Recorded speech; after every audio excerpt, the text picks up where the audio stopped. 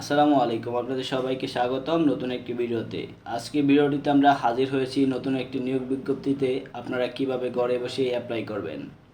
Mymensingh civil সার্জনের কার্যালয়ে বিভিন্ন পোস্টে আপনারা কিভাবে ঘরে বসে অনলাইনে অ্যাপ্লাই করবেন এবং আপনারা কিভাবে ইউজার আইডি এবং পিন নাম্বার উদ্ধার করবেন যদি আপনারা অ্যাপ্লাই করে থাকেন, সেই প্রসেসটি আমরা দেখে নেব। তো কথা না বাড়িয়ে আমরা চলে যাই ভিডিওতে। শুরুতেই আপনারা চলে যাবেন যে কোনো একটি ওয়েব ব্রাউজারে, তারপর লিখবেন csn.mymensing.teletalk.com.bd। তারপর আপনারা পেয়ে যাবেন এমন একটি ওয়েব পেজ। এখানে লেখা দেখবেন advertisement, click here to download. যদি আপনারা পুনরায় কেউ সার্কুলারটি দেখে নিতে চান তাহলে দেখে নিতে পারবেন। তার আগে বলে নেই, এটি একটি পুনর্নিয়োগ বিজ্ঞপ্তি, অর্থাৎ আপনারা হয়তো ইতিমধ্যে অ্যাপ্লাই করে রেখেছেন এই পদে, তাহলে দ্বিতীয়বার অ্যাপ্লাই করা যাবে না। যদি করেন সেক্ষেত্রে আপনার আবেদন বাতিল বলে গণ্য হতে পারে। এখন কথা যদি আপনারা ভুলে যান যে আপনারা অ্যাপ্লাই করছেন কিনা, সেই প্রসিজার আমরা দেখিয়ে দিব অ্যাপ্লিকেশনের পরবর্তী অংশে। এবং আপনারা কিভাবে ইউজার আইডি এবং পিন নাম্বার উদ্ধার করবেন যদি আপনারা অ্যাপ্লাই করে থাকেন, সেই প্রসেসটি আমরা দেখে নেব। তো শুরুতেই আমরা অ্যাপ্লিকেশনটি করে নেই। এখানে লেখা দেখবেন application from, click here to apply. আপনারা এই বাটনে ক্লিক করবেন। তারপর এরকম পদের সংখ্যাগুলো পেয়ে যাবেন। পরিসংখ্যানবিদ, তারপর স্টোর কিপার, তারপর অফিস সহকারী কাম কম্পিউটার মুদ্রাক্ষরিক, এবং স্বাস্থ্য সহকারী এবং গাড়ি চালক এবং ল্যাবরেটরি অ্যাটেন্ডেন্ট। যেহেতু 231টি পদ রয়েছে স্বাস্থ্য সহকারী পদে, আমরা স্বাস্থ্য সহকারী পদে কীভাবে অ্যাপ্লাই করবেন সেটি দেখিয়ে দিব। এইখানে একটি টিক মার্ক দিয়ে দিবেন আপনারা। তারপর নেক্সট বাটনে ক্লিক করবেন। তারপর এখানে লেখা আসবে অল জবস প্রিমিয়াম মেম্বার। এখানে আপনারা নোতে ক্লিক করবেন। তারপর নেক্সট বাটনে ক্লিক করবেন। তারপরে আপনারা অ্যাপ্লিকেশন ফর্মটি পেয়ে যাবেন। তারপর আপনারা বেসিক ইনফরমেশনগুলো এখানে দিয়ে দিবেন। শুরুতে অ্যাপ্লিক্যান্সের নাম, আমরা অ্যাপ্লিক্যান্সের নামটা দিয়ে দিলাম। পিতার নাম দিয়ে দিবেন, যেহেতু আমরা বাংলার নামটা রয়েছে আবেদনকারীর নাম, বাংলা সবগুলোই একসাথে লিখবো, তাই আমরা আগে ইংরেজি নামগুলো দিয়ে নিই। পিতার নাম দিয়ে দিবেন, মাদার্স নেম, তারপর দিয়ে দিবেন।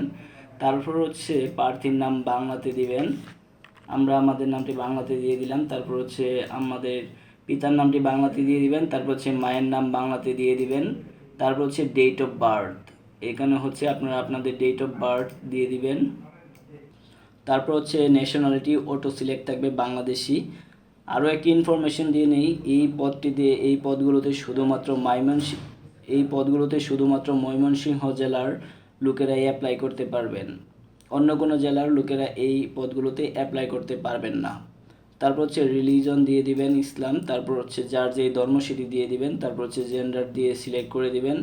ন্যাশনাল আইডি কার্ড অবশ্যই সিলেক্ট করতে হবে, ইয়েস। এবং তারপর আপনারা দিয়ে দিবেন এইখানে নাম্বারটি দিয়ে দিবেন, ন্যাশনাল আইডি কার্ডে আপনার যে নাম্বারটি রয়েছে। তারপর বার্থ রেজিস্ট্রেশন যদি থাকে ইয়েস দিয়ে, তারপর এখানে নাম্বারটি দিয়ে দিবেন। আর যদি না থাকে সেক্ষেত্রে নো সিলেক্ট করবেন। তারপর পাসপোর্ট আইডি যদি থাকে ইয়েস দিবেন, আদারওয়াইজ নো সিলেক্ট করবেন। তারপর ম্যারিটাল স্ট্যাটাস, আপনারা যদি কেউ বিবাহিত হয়ে থাকেন সেক্ষেত্রে দিবেন, আদারওয়াইজ সিঙ্গেল। তারপর মোবাইল নাম্বার দিয়ে দিবেন। আমরা আমাদের মোবাইল নাম্বারটি দিয়ে দিলাম।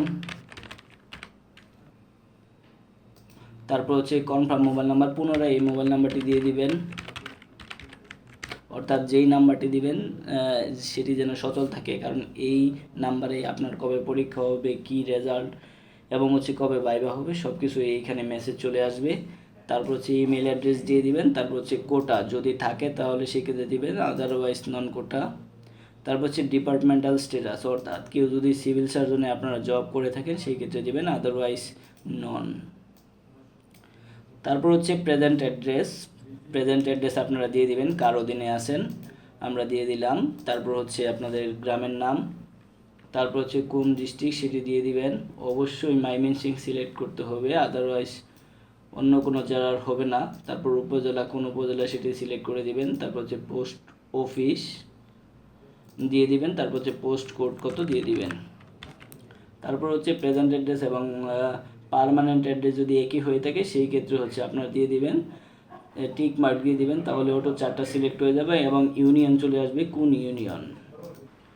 তারপর আপনারা ইউনিয়ন সিলেক্ট করে দিবেন। আমরা ইউনিয়ন সিলেক্ট করে দিলাম। তারপর কত নাম্বার ওয়ার্ডে থাকেন সেটি সিলেক্ট করে দিবেন। তারপর হচ্ছে পোস্ট অফিস আবার হচ্ছে আপনারা দিয়ে দিবেন।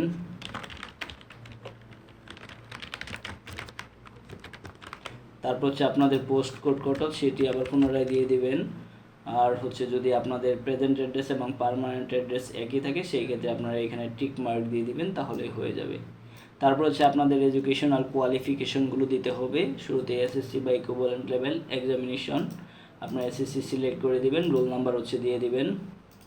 তারপর হচ্ছে আপনাদের কি গ্রুপ ছিল সেটি দিয়ে দিবেন, সায়েন্স হলে সায়েন্স, আদারওয়াইজ অন্য কিছু হলে অন্য কিছু। তারপরে কোন বোর্ড থেকে পরীক্ষা দিয়েছেন এবং রেজাল্ট কী ছিল সেটি দিয়ে দিবেন। তারপর হচ্ছে পাসিং ইয়ার, কত সালে পাস করেছেন সেটি সিলেক্ট করবেন। তারপর হচ্ছে আপনাদের এইচএসসি অর ইকুইভ্যালেন্ট লেভেল সেটি দিয়ে দিবেন, আপনার হচ্ছে এইচএসসি। তারপর হচ্ছে কত নাম্বার রোল ছিল, আর তারপর হচ্ছে কোন গ্রুপ থেকে পরীক্ষা দিয়েছেন সেটি সিলেক্ট করে দিবেন এবং কোন বোর্ড থেকে। তারপর হচ্ছে রেজাল্ট কী ছিল সেটি দিয়ে দিবেন। তারপর হচ্ছে আপনাদের পাসিং ইয়ার দিয়ে দিবেন, 2000 কত সালে কে কত সালে পাস করেছেন। তারপর হচ্ছে ইফ অ্যাপ্লিকেবল যদি আপনারা গ্র্যাজুয়েশন করে থাকেন সেই ক্ষেত্রে গ্র্যাজুয়েশনের তথ্য দিতে পারেন। আমরা আমাদের গ্র্যাজুয়েশনের তথ্যগুলো দিয়ে দিলাম। তারপর হচ্ছে পাসিং ইয়ার, কত সালে পাস করেছি। তারপর হচ্ছে কি সাবজেক্ট ছিল সেটি দিয়ে দিবেন। তারপর হচ্ছে আপনাদের রেজাল্ট কত ছিল সেটি দিয়ে দিবেন।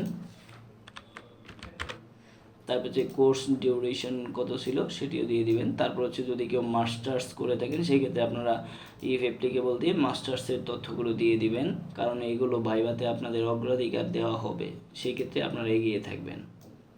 তারপর হচ্ছে আর যদি কিছু আপনাদের এক্সপিরিয়েন্স থেকে জব এক্সপিরিয়েন্স এই স্বাস্থ্য খাতে সেই ক্ষেত্রে আপনাদের এক্সপিরিয়েন্সগুলো দিতে পারেন।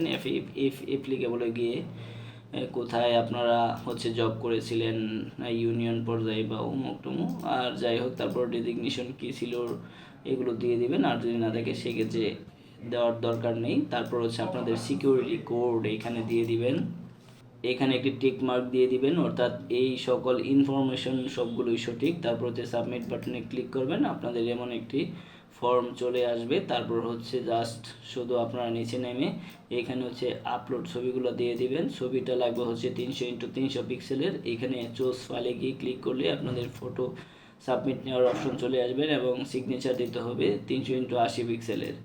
এইখানে দেওয়া শেষ হলে আবার পুনরায় এখানে একটি টিক মার্ক দিয়ে দিবেন। তারপর সাবমিট বাটনে ক্লিক করলেই আপনাদের হচ্ছে আবেদনটি সম্পন্ন হয়ে যাবে। তারপর হচ্ছে সেই আবেদন প্রোফাইলে আপনাদেরকে একটি কিভাবে পেমেন্ট করবেন একটি তথ্য দেওয়া হবে এবং হচ্ছে সর্বোচ্চ 72 ঘন্টার মধ্যে পেমেন্ট কমপ্লিট করতে হয়, আদারওয়াইজ আবেদন বাতিল বলে গণ্য হবে। সেক্ষেত্রে আপনারা যে কোনো একটি টেলিটক সিমের মাধ্যমে গিয়ে আপনারা হচ্ছে শুরুতে লিখবেন, সেই ক্ষেত্রে আপনাদের যে দিক নির্দেশনাগুলো দেওয়া আছে সেইগুলো সেইভাবে আপনারা হচ্ছে পেমেন্ট কমপ্লিট করে ফেলবেন। এখন হচ্ছে আমরা দেখব কিভাবে আপনারা যারা অলরেডি ইতিমধ্যে এই পদগুলোতে অ্যাপ্লাই করেছেন কিন্তু ভুলক্রমে আপনাদের হচ্ছে ইউজার আইডি বা এসএমএস বা যে পিন নাম্বার বা পাসওয়ার্ড নাম্বার দেওয়া হয়েছিল সেগুলো আপনারা হারিয়ে ফেলেছেন, বা হচ্ছে আদৌ আপনার মনে আছে কি না আপনি এই পোস্টে অ্যাপ্লাই করেছেন কি না সেটি কিভাবে জানবেন। সেটি হচ্ছে আপনার এই যে এইখানে 4টা অপশন রয়েছে, home, download application, payment status, recover user, admit card. সেই ক্ষেত্রে আপনারা হোম বাটনে ক্লিক করবেন, এরকম কিছু নেই। সেই ক্ষেত্রে আপনারা হচ্ছে রিকভারি, আর যদি কারো কাছে আপনাদের ইউজার আইডি থাকে সেই ক্ষেত্রে ইউজার আইডি দিয়ে চেক করে নিতে পারেন যে আপনারা হচ্ছে এই অ্যাপ্লিকেশন করেছেন কিনা, পেমেন্ট কমপ্লিট করা হয়েছে কিনা, অথবা download application copy user ID এবং পাসওয়ার্ড দিয়ে আপনারা হচ্ছে যারা অলরেডি আবেদন করেছেন সেই ক্ষেত্রে ডাউনলোড অ্যাপ্লিকেশন কপিটি বের করে নিতে পারবেন। তবে যারা সব কিছুই হারিয়ে ফেলেছেন, এখন মনে নেই যে আমরা অ্যাপ্লাই করেছি কি করেছি না, সেই ক্ষেত্রে তাদের জন্য হচ্ছে এই অংশটুকু। রিকভারি ইউজার আইডিতে যাবেন, তারপর হচ্ছে ইউজার আইডি লিখবেন। এখন কথা হচ্ছে আপনি তো ইউজার আইডি ভুলে গেছেন, সেই ক্ষেত্রে আপনার করণীয় হচ্ছে এই যে উপরে একটি অপশন রয়েছে ফরগেট ইউজার আইডি, এই ফরগেট ইউজার আইডিতে আপনারা হচ্ছে ক্লিক করবেন। তারপর এরকম একটি চলে আসবে নেম, অর্থাৎ আপনার যেই নাম সেই নামটি দিয়ে দিবেন। তারপর হচ্ছে যেই নাম্বার দিয়ে আপনার মনে হয় আপনি সবগুলো অ্যাপ্লিকেশন করে থাকেন বা যেই নাম্বার ব্যবহার করেন সচরাচর সেই নাম্বারটি দিয়ে দিবেন, বা আপনার কাছে যেটি মনে হয় যে আমি এই নাম্বার ইউজ করেছি অ্যাপ্লিকেশনের সময় সেই নাম্বারটি দিয়ে দিবেন। তারপর হচ্ছে আপনার ডেট অফ বার্থ দিয়ে দিবেন। তারপর হচ্ছে পোস্ট, কোন পোস্টে আবেদন করেছিলেন হচ্ছে যে হেলথ অ্যাসিস্ট্যান্টে হয়তো আপনারা, বা যেই পোস্টে আপনার মনে হয় আপনি আবেদন করেছেন সেই পোস্টটি দিয়ে দিবেন। তারপর হচ্ছে ফাইন্ড, এখানে ফাইন্ড দিলেই আপনারা হচ্ছে সরাসরি পেয়ে যাবেন আপনারা হচ্ছে এই পদগুলোতে অ্যাপ্লাই করেছেন কি করেননি। আপনারা সাথে সাথে আপনাদের ইউজার আইডি পেয়ে যাবেন। আর হচ্ছে যদি না করে থাকেন সেই ক্ষেত্রে আপনারা ইউজার আইডি আর পাবেন না। তার মানে হবে আপনি অ্যাপ্লাই করেননি, পুনরায় আপনাকে অ্যাপ্লাই করতে হবে। সো ধন্যবাদ আপনাদের সবাইকে আমাদের পাশে থাকার জন্য।